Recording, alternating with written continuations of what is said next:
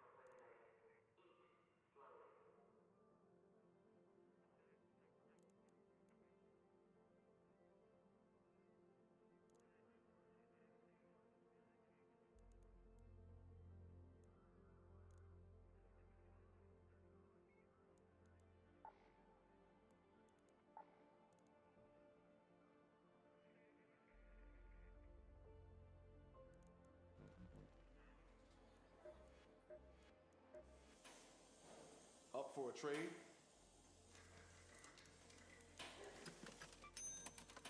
It's a deal.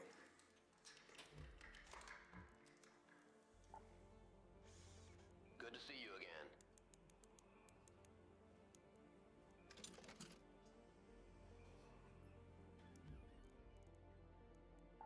You wouldn't believe how many people come in asking for love potions. Wrong shop. Got something in mind? Back so soon? Must be important.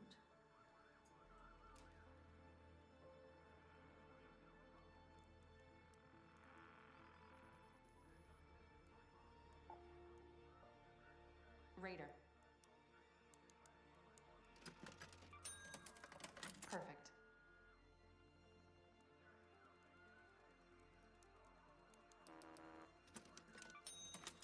Perfect.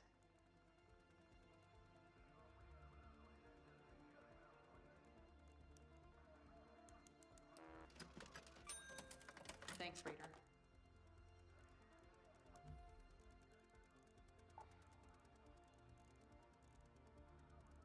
I'd offer you a coffee, but I just drank my last cup.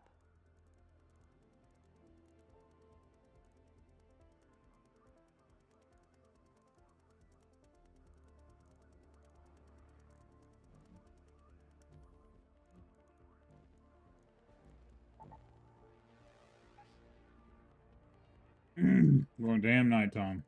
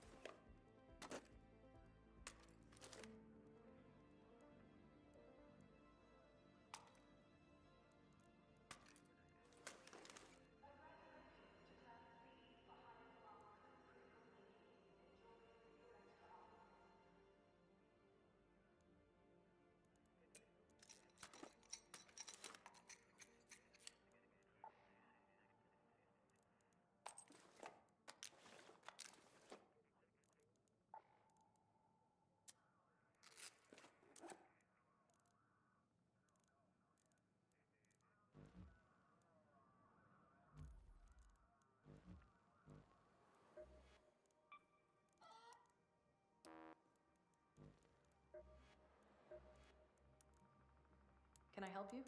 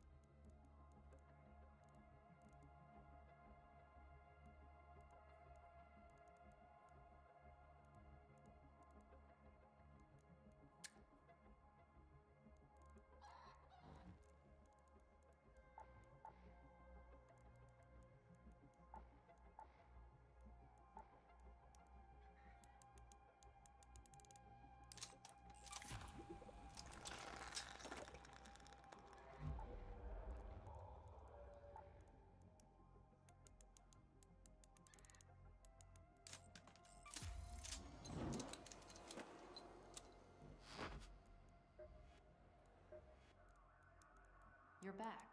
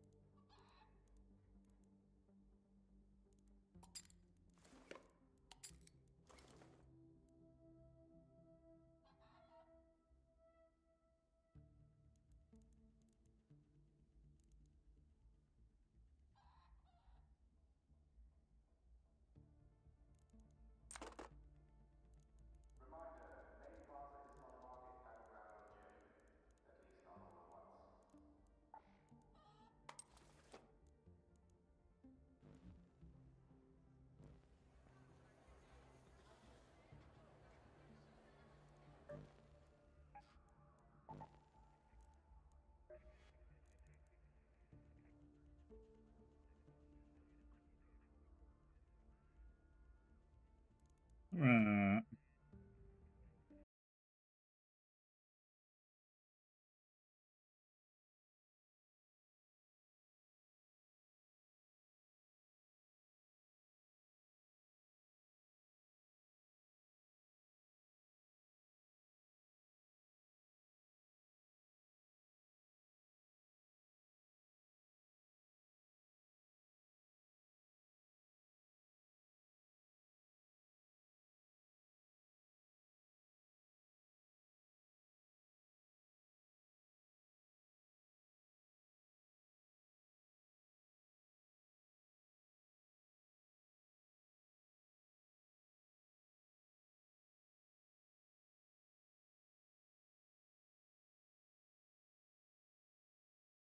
Painfully reminded of something last night, folks, about how impatient people can be during launch live streams. You know what I mean? Too many people just going, just show us the car! Whereas Max was more than happy to show off his ass. Oh, Max, you naughty boy, you. It's a weird balancing act for new F1 seasons to get your launch event right, and it didn't get off to the best of starts for anyone from the UK and Europe with a 3 a.m. start over here. And I can imagine American fans probably weren't that thrilled with a 10 p.m. to 12 start. Oh, I'm not complaining. I'm more than okay with it. After becoming a dad, 4 a.m. wake-up calls are quite common. Well, hey-ho, the stream still hit over 6 figures, and then after the cars were shown, it went right down. But even then, there were people on social media who leaked the images early anyway, and there were plenty of opinions to be had. But one thing I can definitely tell you is that the Red Bull RB22 is different. And you'll be pleased to know about why it is different, in that it makes a short view back to the past as well as looks to the future, and purging Christian Horner's influence seemingly for good, because he didn't even get a look in when we talked about the powertrain, even though it was basically his pride and joy. Dramatic. At first glance, it may look the same, but for the first time in a decade, Red Bull has dropped the matte paint they once pioneered and have returned to gloss. And from my Milton Keynes trip, the video up top, I learned off camera that matte versus gloss, these days, it's purely aesthetic. There's no real performance impact, and honestly, it's a great departure. And you don't need to take my word solely for it, because even though the YouTube livestream comments were absolutely indescribable and mostly unintelligible, I then looked over to Reddit, the Formula One subreddit specifically, to see what they thought, where there is more time to talk about things, and usually they come off with a really good fair opinion. And the RB22, it got a seal of approval, so allow me to summarize. But then there was a tidal wave of relief going on here, because Red Bull finally changed something instead of just doing the same thing on a different body that they've been doing for the last 9 years. Most thinking the livery looks beautiful and sexy with a ton of praise for the return of that glossy finish. Again, more of a design choice than a practical one, and a very well executed one, because you got the Ford blue paired with a very dark navy on the team kit to look similar to what's going on the car, what with the carbon fiber in the blue. Makes it all look rather purposeful instead of an emergency weight reduction tool. I bet that you're quite relieved that we are not seeing yet another matte Red Bull car which looks exactly the same as the 2016 car, bar the replacement of Red Bull with Oracle on the side pod. Oh no, maybe that red side stripe or something like that. But other than that, that's been the only two major changes in the last decade. Because even though it did serve its purpose back in the day in shaving off a few kilos here or there, I think back in the day it was about 6 kilos saved from that kind of paint. But in reality, it just became drab and boring and flat. That was sort of the trend when you saw some of the bigger teams still go back to gloss, such as Mercedes and McLaren. It certainly didn't have the wow factor anymore, but what you're looking at right now, in contrast, going back to gloss, oh, it looks so incredibly juicy.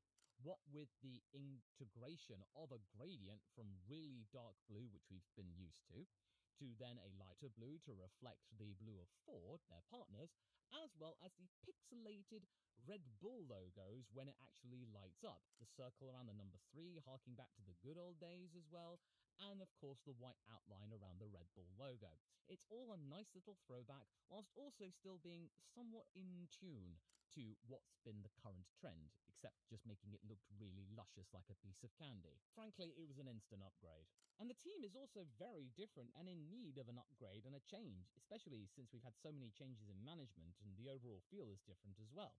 With Max confirming recently that whilst Christian Horner went through fire internally, as well as protecting him, the team had lost some of its original spirit, to which Verstappen now confirms has been restored under Mekis. And that is another tone set by the comments, that being around nostalgia, because to be a throwback to the Vettel and Webber days. Max confirming recently that whilst Christian Horner went through fire internally, as well as protecting him, the team had lost some of its original spirit, to which Verstappen now confirms has been restored under Mekis. And that is another tone set by the comments, that being around nostalgia, because many people are pointing this to be a throwback to the Vettel and Webber days of the early 2010s, especially with the front view, as well as the choice to rely much more on the Red Bull Universal font. Yeah, there we go. That feels more like back in the day. I think what they're trying to do here is reset the party vibe, as in Red Bull is a party team, albeit more applicable to the modern generation. So the partying that they were doing back in the mid-2010s, you can't really do that anymore. You've got to really think about a party in the mid-2020s. All underpinned by technical ruthlessness, because that was the watchword over at the powertrains department, is that they will push everything to the limit as much as the rules will allow, which is really good feisty stuff. And really, I absolutely adore the fact that we got the white outlines back across the Red Bull logo again, and I think that maybe this was after the little practical focus group test around Imola for their 400th Grand Prix anniversary, where they went back to that OG font with the white outline around the red text, and everybody adored it. Who would have thought that that simple change would have elicited so much praise? There you go, well, you got it for the full fat version. And also, I do like the idea of using different kinds of blue, so actually on the vests and jackets themselves, it does use the blue effort on the top, and then on the sides, the lapels and the back, it is the more typical Red Bull color, which means that it's a nice little marriage of two different brands, yet they share the same overall color. It's also, I think, a nice little bit of a dig at Cadillac in showing that, hey, our partnership with Red Bull, it's that close, guy. That being said, there were a few criticisms, but they were mostly nitpicking at the finer details. Some not exactly sure about what was going on with the texturing with that pixelated Red Bull logo motif when seen up close, and probably would have just preferred a more solid blue, better repped on the team kit again. But one of the bigger changes is the numbering. It's neither the wide font used for the last 10 years, but neither is the standard Red Bull font. It's a very unique 3, which at first seemed a little bit nonsensical. But now that I think about it, it looks better on the side, or the little shark fin, and thanks to those pixelated bulls, it seems to tie in that little bit more succinctly. And yes, we do have some unpainted carbon fiber still. We are still having to deal with that kind of situation. But fortunately, the FIA and Formula One have mandated that your car has to be covered 55% with either paint or vinyl, which hopefully will prevent a situation where if teams find themselves over the weight limit, we are not going to see what happened with the Williams of 2022 when it started off looking all right, but then by the time we got to Bahrain, it looked absolutely tragic with barely any paint on it at all. And the way that Red Bull has integrated the carbon fiber in as much as they can allow, it's all been done at the bottom. Halfway down the side pods and towards the bottom, when less likely people are going to get a good look, you can rely on carbon fiber, or leaving it exposed. There you go. that seems to be a reliable way of doing things without annoying too many people.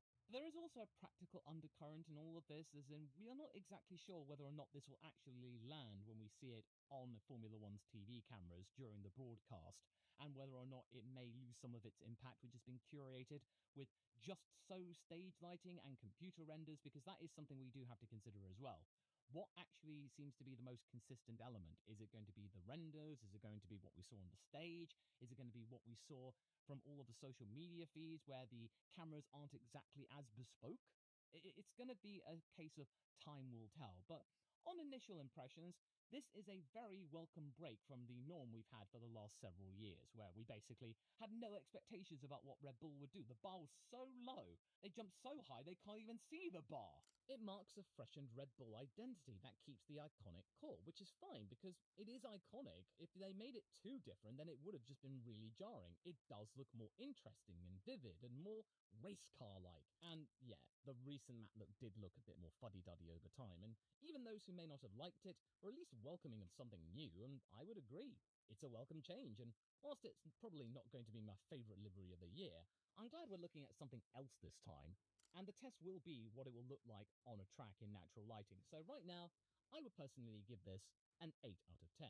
Now, let's look over at the Racing Bulls, because they did announce 2 racing cars, which means technically you can have a best and worst livery list, and this is easily the worst right now, because I look at the V-Carbo 2 of last year, I loved it, it was one of the best, if not the best.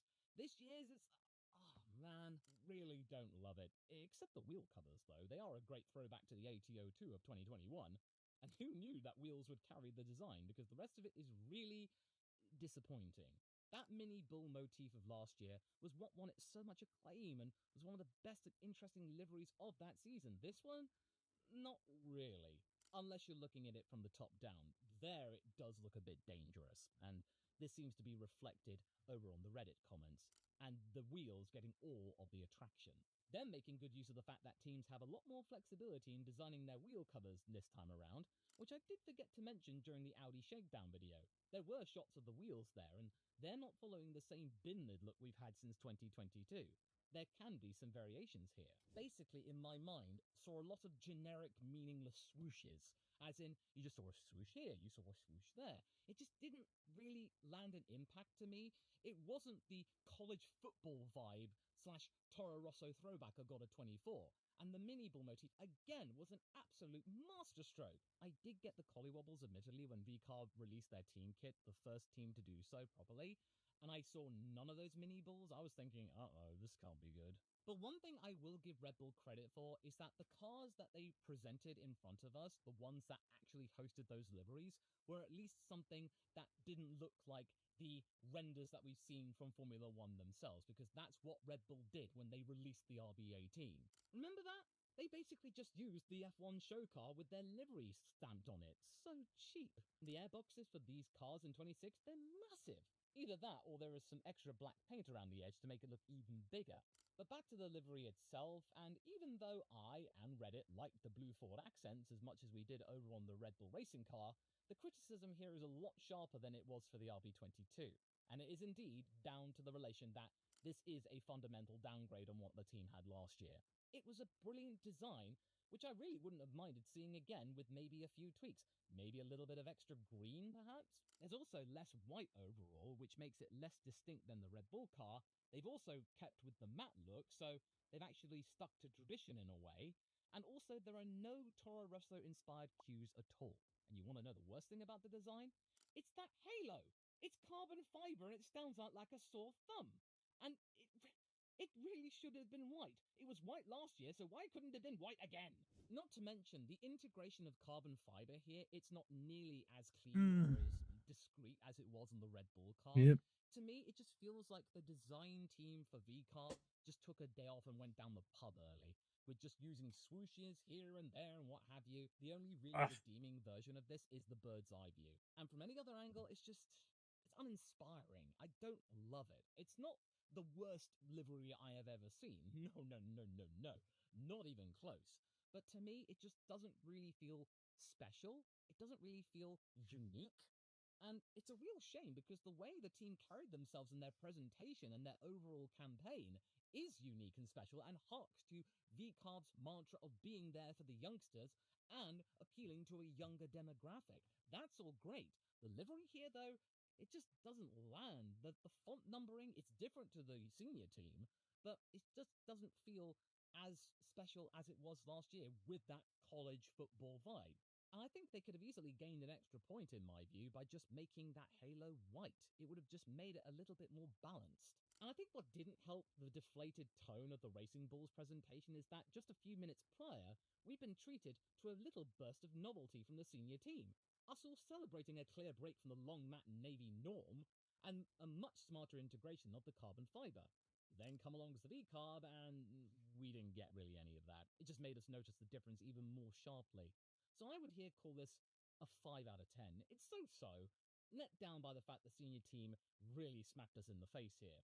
But okay, let's step back from the liveries and talk about the launch event itself. This was, quite simply, a full-on new era sales pitch to us. And to be fair, it made total sense since we were in Ford's backyard of Detroit, and this was very much all about the engineering and trying to prove to us all, including General Motors and Cadillac, that they are more than just simply marketing and suckling off the teat of Red Bull Racing, a winning team, and instead they are getting their hands dirty and going into detail, or at least as much they could, bar red tape and secrecy and sensitive IPs and NDAs, what have you, and really getting into the nitty gritty in regards to what they are actually getting up to with Red Bull powertrains, and they are just not putting their sticker on the car and calling it a day, or just doing their battery stuff. Not to mention relying on their heritage in Formula One, as well as their heritage in general, as well as a little bit of redemption, because the last time Ford was repping a main team in earnest was back in 2004, them running away with their tails between their legs with a really mediocre Jaguar operation. It's a shame, really. It looked so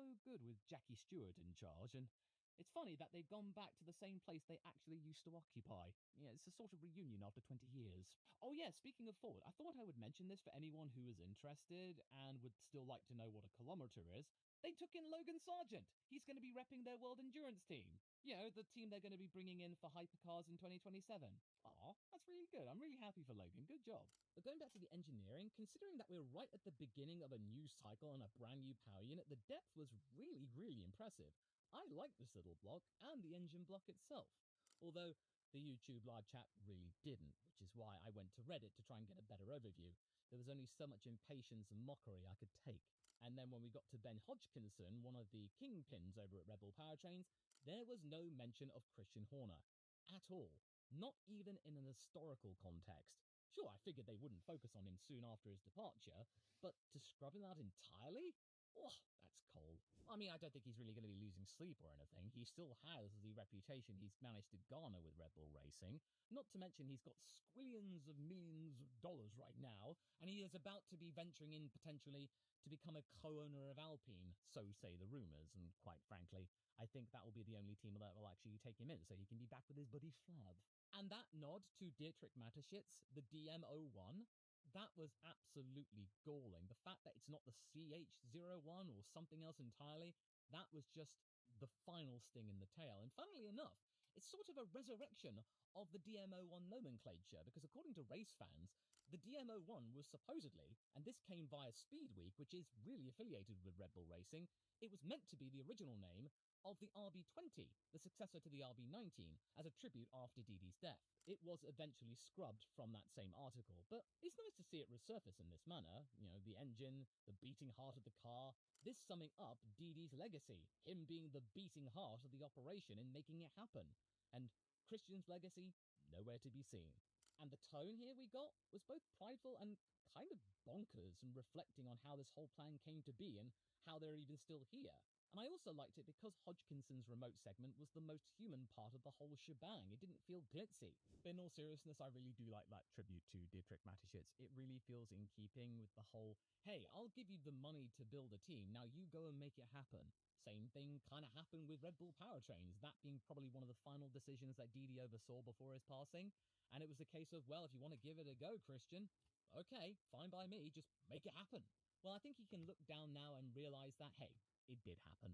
Ford's role in all of this is also pitched as both heritage and a growing practical contribution, with them actually revealing their superpowers when it comes to manufacturing, which really goes hand in hand with their previous reportings of being surprised at how much they found themselves doing outside of doing the battery stuff. And the power unit demo, that was cool. They walked through all of the hybrid split, as well as what they were going to do with losing the MGU-H, which was seen as too complex and not really road relevant since we've not really seen it in application in cars, as well as Ford briefly talking about them using 3D metal printing in being able to manufacture parts really quickly, fast feedback loops, etc., maybe reducing on cost. And this is a really fascinating thing. I would love to learn more about 3D metal printing. I really barely knew it was even a thing. I didn't realize it could be applied to Formula One these days. All of something that could be implemented for this brand new engine. I think that's pretty great. And then in came Formula One CEO Stefano Domenicali, because of course he would, because this is the first team launch of the year. Of course he's going to come along and say hi and trumpet all of the other changes for 2026 that all of the teams will have to get their heads around, such as no more DRS, more electric-based tools to use for overtaking, and, of course, he is going to easily be milking the fact that they